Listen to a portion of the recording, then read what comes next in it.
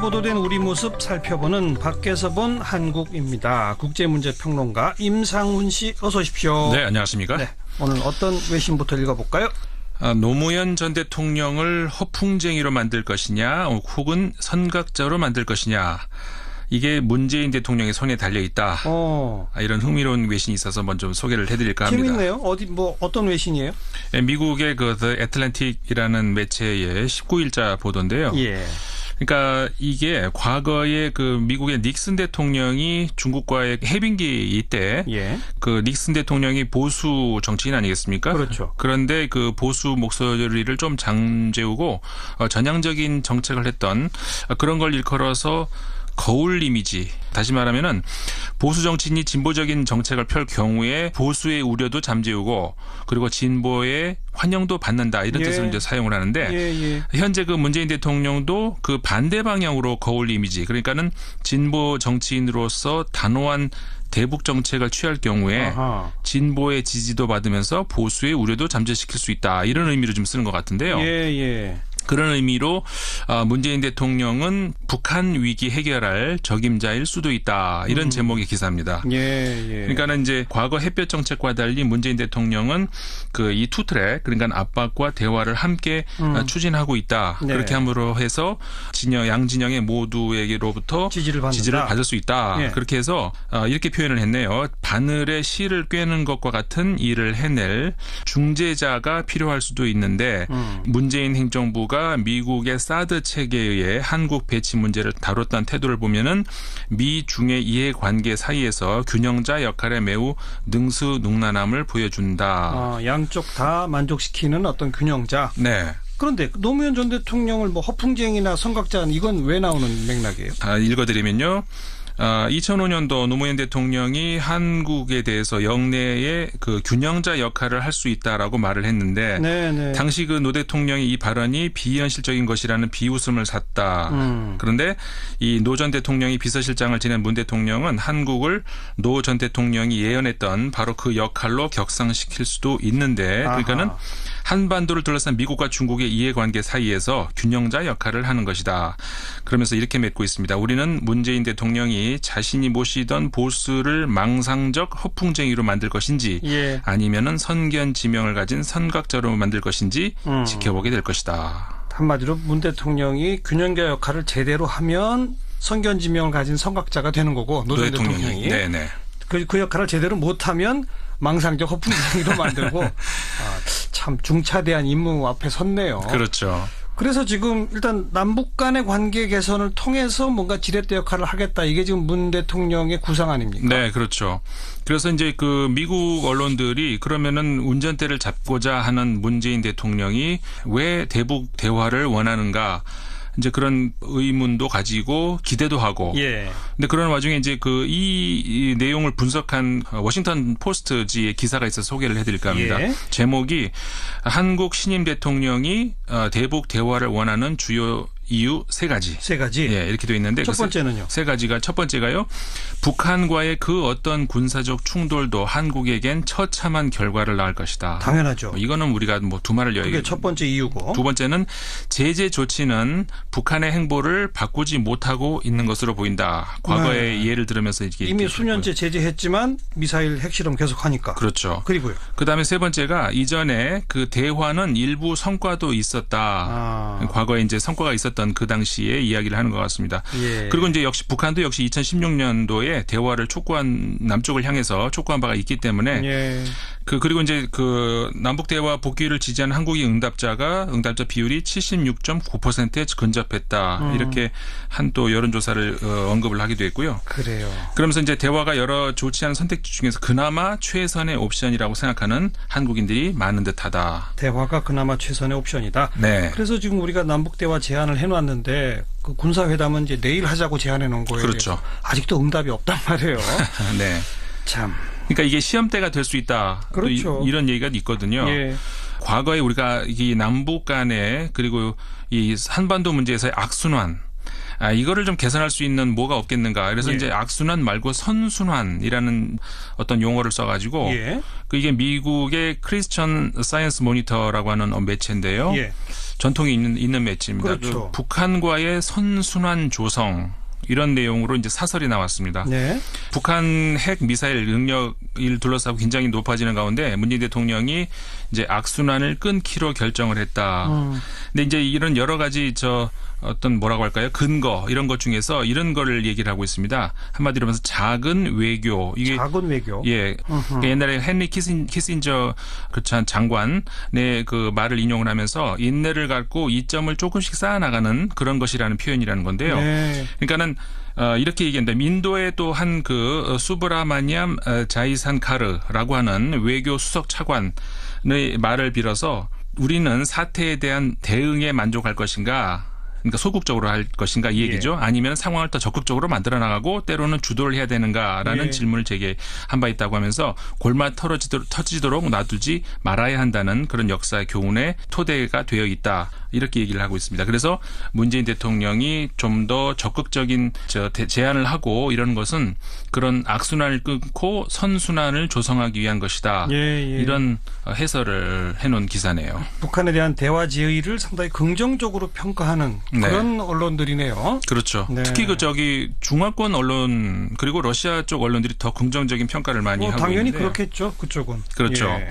예를 들어서 홍콩의 그 대공보라는 매체의 한 칼럼니스트가 이제 쓴 글이 예. 뭐 이런 게 있습니다. 한국에서 시작된 평화의 바람 높게 평가할 만하다. 이런 내용으로 돼가지고 한반도 문제의 방관자에서 벗어나서 한국이 말이죠. 주된 역할을 한다는 점 그리고 예. 한국 주도하에 여러 외교 회담 프레임을 만든다는 점에서 그 의의가 있다. 예. 근데 이 한국의 찬물을 끼얹는 것은 또 미국이다. 이렇게 홍콩 매체가 또 얘기를 했네요. 미국이죠. 예. 문재인 대통령 입장이 미국 입장과는 다르다. 이런 점을 지적을 하기도 했습니다. 조금 차이가 난다. 네. 우리는 아무래도 제재와 협상이라는 투트랙 중에서 협상 제안을 막 하는데 미국은 그거 한국 정부에 가서 물어봐라 이런 논평을 냈잖아요. 네. 조금 못마땅하다 뭐 그런 그렇죠. 거죠. 아직은 지금 그 대화할 형국이 아니다라고 보는 거고. 미국에서 이제 정부 쪽에서는 그렇게 보는 거고. 그러니까 그래도 우리는 추진하는 거고. 그렇죠. 예. 미국 정부하고 미국 언론하고는 또 입장이 물론 조금 다르고요. 네.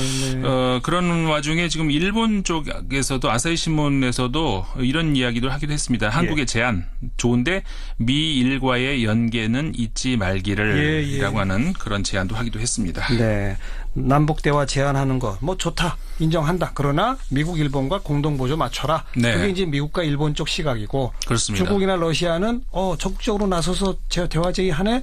좋다. 이렇게 평가한다. 그렇죠. 그런데 북한이 응답을 안 하니 말이에요. 아직 응답을 안 하니까 좀 예. 인내를 가지고 봐야 되는데 이런 중에 지금 그 유럽은 어떠냐? 예. 유럽 같은 경우에 개별 국가들하고 또 유럽 연합하고 좀 입장이 다른 것 같습니다. 개별 국가들 같은 경우에는 좀 우려를 하고 있는 것 같아요. 과연 한국이 잘할 수 있을까? 제대로 할 수 있을까? 예, 그런 어떤 걱정 어린 눈으로 보는데 이제 예. 그런 와중에 유럽 연합이 좀 중재자 역할을 하겠다 이렇게 나서고 있는 것 같아요. 유럽 연합이 남북한 문제의 중재자. 네. 예. 그러니까 이게 프랑스 르몽드 신문이 그 19일자 기사에서 나온 건데요.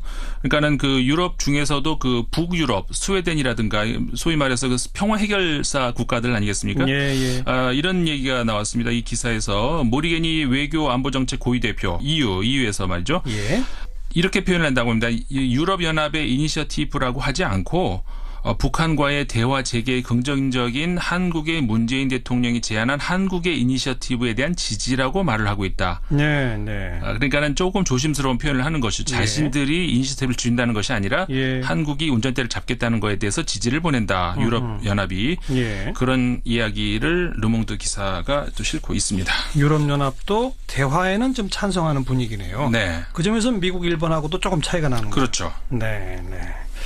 외신들의 반응 지금까지 쭉 정리해 보신 걸 보면 일단 문재인 대통령의 그 한반도 이니셔티브 주도권 행사하는 것에 대한 기대 그러나 동시에 한미일 즉 미국과의 공조에는 위험 요소가 있을 수 있다. 네. 여러 양쪽 측면으로 구분하면 되겠군요. 그렇죠. 근데 이제 뭐 사실 한반도 문제가 미국하고 공조합니다만 미국한테는 위협 정도의 문제지만 우리한테는 뭐 민족 존멸의 문제 아니겠습니까? 당연하죠.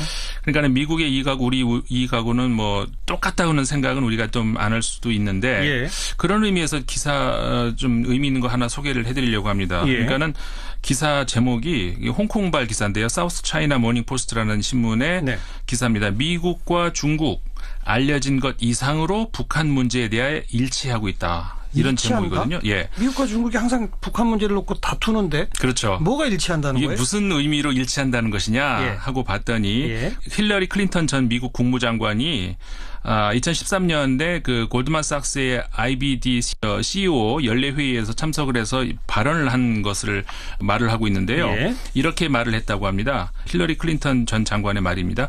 우리는 한반도 통일을 원하지 않는다.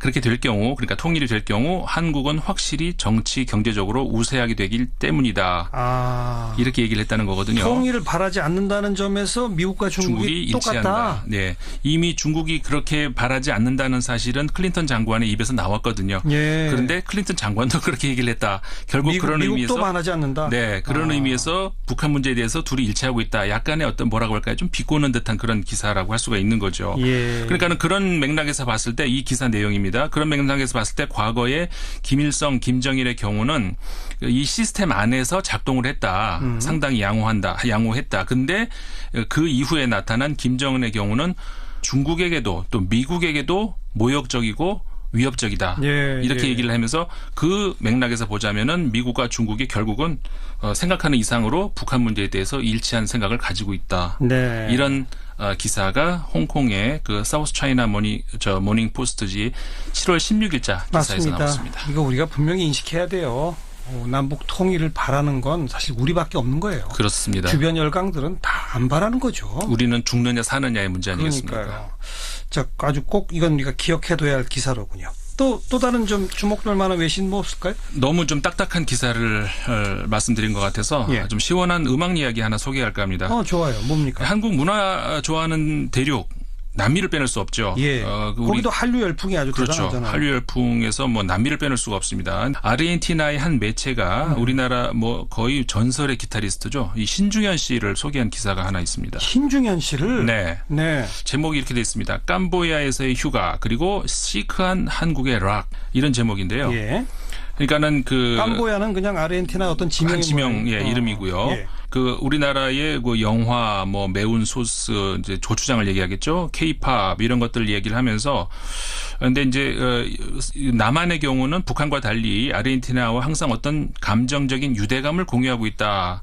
근데 제가 이걸 읽으면서 무슨 유대감일까 봤는데 이런 물론 장난스러운 표현입니다. 예. 86년도 월드컵에서 마라도나 다리를 걷어찬 한국 수비수에 대한 감정은 좀 접어두고 예. 예. 그런 얘기를 하면서 예. 과거에 무슨 그 드라마에서 한국이 나왔던 것 같아요. 그 티타네스 어넬 링이라고 하는 어떤 그 드라마였던 모양인데 아르헨티나 드라마에 예. 한국 사람이 출연을 한 모양이군요. 예, 그러면서 그게 뭐 어느 정도 연령대가 된 사람들의 경우는 다들 기억하는 아마 그런 드라마인 것 같습니다. 예. 근데 그 드라마가 있을 당시에 한국에서는 신중현이라고 하는 락의 대부가 있었다.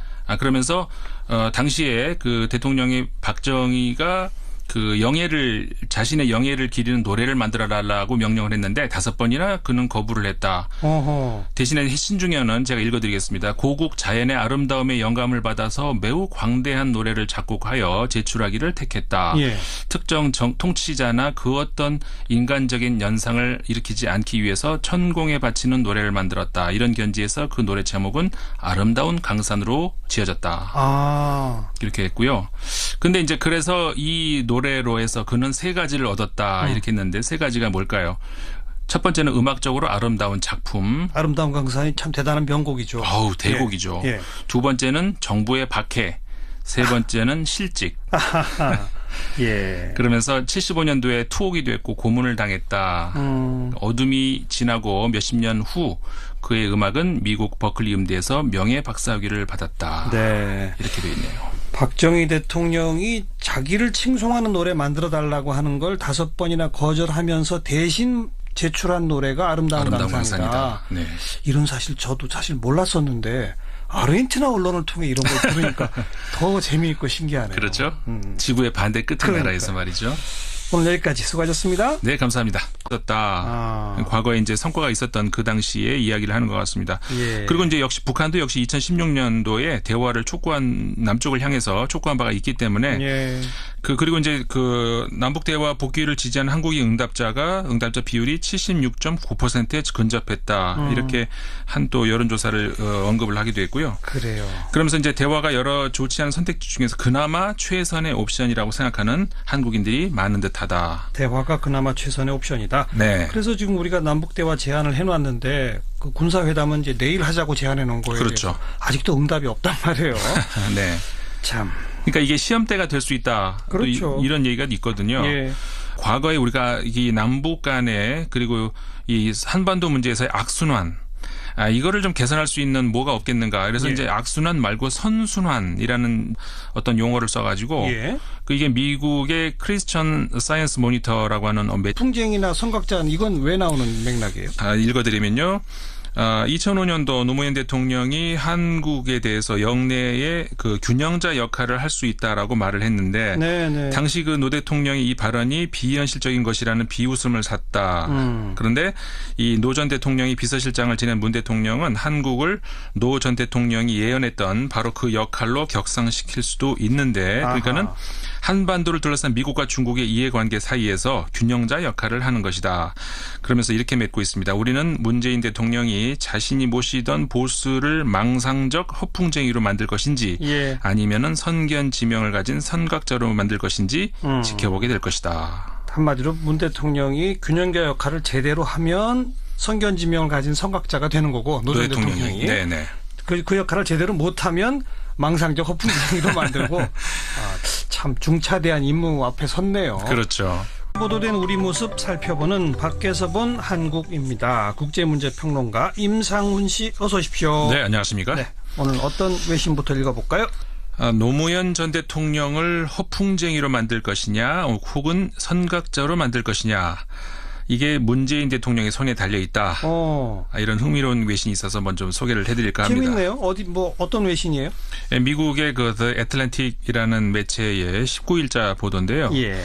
그러니까 이게 과거에 그 미국의 닉슨 대통령이 중국과의 해빙기 이때 예. 그 닉슨 대통령이 보수 정치인 아니겠습니까? 그렇죠. 그런데 그 보수 목소리를 좀 잠재우고 전향적인 정책을 했던 그런 걸 일컬어서 거울 이미지. 다시 말하면은 보수 정치인이 진보적인 정책을 펼 경우에 보수의 우려도 잠재우고 그리고 진보의 환영도 받는다 이런 뜻을 이제 사용을 하는데 현재 그 문재인 대통령도 그 반대 방향으로 거울 이미지 그러니까는 진보 정치인으로서 단호한 대북 정책을 취할 경우에 진보의 지지도 받으면서 보수의 우려도 잠재시킬 수 있다 이런 의미로 좀 쓰는 것 같은데요. 예. 그런 의미로 문재인 대통령은 북한 위기 해결할 적임자일 수도 있다. 이런 제목의 기사입니다. 그러니까는 이제 과거 햇볕 정책과 달리 문재인 대통령은 그 이 투트랙 그러니까 압박과 대화를 함께 추진하고 있다. 네. 그렇게 함으로 해서 양진영의 모두에게로부터 지지를 받을 수 있다. 그렇게 해서 이렇게 표현을 했네요. 바늘에 실을 꿰는 것과 같은 일을 해낼 중재자가 필요할 수도 있는데 문재인 행정부가 미국의 사드 체계에 의해 한국 배치 문제를 다뤘던 태도를 보면은 미중의 이해관계 사이에서 균형자 역할에 매우 능수능란함을 보여준다. 양쪽 다 만족시키는 어떤 균형자. 네. 그런데 노무현 전 대통령을 그래서 지금 일단 남북 간의 관계 개선을 통해서 뭔가 지렛대 역할을 하겠다. 이게 지금 문 대통령의 구상 아닙니까? 네, 그렇죠. 그래서 이제 그 미국 언론들이 그러면은 운전대를 잡고자 하는 문재인 대통령이 왜 대북 대화를 원하는가? 이제 그런 의문도 가지고 기대도 하고. 근데 그런 와중에 이제 이 내용을 분석한 워싱턴 포스트지의 기사가 있어서 소개를 해드릴까 합니다. 제목이 한국 신임 대통령이 대북 대화를 원하는 주요 이유 세 가지. 세 가지. 예, 이렇게 되어 있는데 첫 번째는요. 세 가지가 첫 번째가요. 북한과의 그 어떤 군사적 충돌도 한국에겐 처참한 결과를 낳을 것이다. 당연하죠. 이거는 우리가 뭐 두말을 여야. 그게 첫 번째 이유고. 두 번째는 제재 조치는 북한의 행보를 바꾸지 못하고 있는 것으로 보인다. 과거의 예를 들으면서 이게 이미 수년째 제재했지만 미사일 핵실험 계속하니까. 그렇죠. 그리고요. 그다음에 세 번째가 이전에 그 대화는 일부 성과도 있